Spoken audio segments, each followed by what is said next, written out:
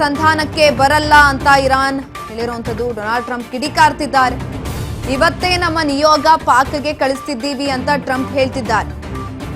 ಇರಾನ್ಗೆ ಮತ್ತೆ ಎಚ್ಚರಿಕೆಯನ್ನ ಕೊಟ್ಟಿದ್ದಾರೆ Donald Trump ಅವರು.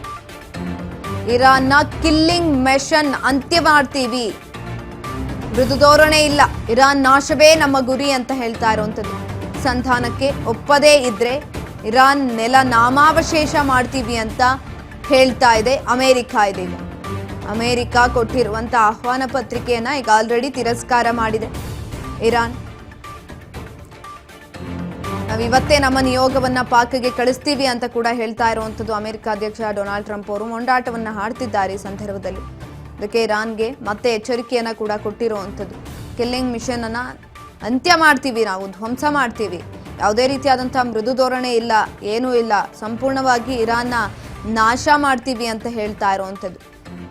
ಮಧ್ಯಪ್ರಾಚ್ಯ ಯುದ್ಧ ಸ್ಟಾರ್ಟ್ ಆದಾಗ್ಲಿಂದಲೂ ಕೂಡ ಇದೇ ರೀತಿಯಾದಂಥ ಸ್ಟೇಟ್ಮೆಂಟ್ಗಳನ್ನು ಅಮೆರಿಕ ಅಧ್ಯಕ್ಷ ಡೊನಾಲ್ಡ್ ಟ್ರಂಪ್ ಅವರು ಕೊಟ್ಕೊಂಡು ಬಂದಿದ್ದಾರೆ. ಇರಾನನ್ನು ಸಂಪೂರ್ಣವಾಗಿ ನಾಶ ಮಾಡ್ತೀವಿ ಅಂತ. ಅದು ಅವ್ರ ಕೈಲಿ ಸಾಧ್ಯ ಆಗ್ತಾ ಇಲ್ಲ. ಅಷ್ಟರ ಮಟ್ಟಿಗೆ ಇರಾನ್ ತನ್ನ ಶಕ್ತಿ ಪ್ರದರ್ಶನವನ್ನು ಮಾಡ್ತಾ ಇರುವಂಥದ್ದು ಈ ಒಂದು ಯುದ್ಧದಲ್ಲಿ.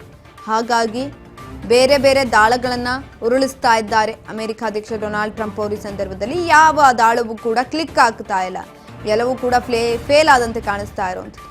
ಕದನ ವಿರಾಮವು ಕೂಡ ಇದೀಗ ಈ ರೀತಿಯಾಗಿದೆ. ಜೊತೆಯಲ್ಲಿ ಇನ್ನೊಂದು ಕಡೆಯಲ್ಲಿ ಇನ್ನೆರಡು ದಿನ ಬಾಕಿ ಇದೆ. 2 ದಿನ ಆದಮೇಲೆ ಏನಾಗಬಹುದು ಅನ್ನುವಂಥ ಆತಂಕ ಎಲ್ಲರನ್ನ ಕಾಡ್ತಾ ಇದೆ.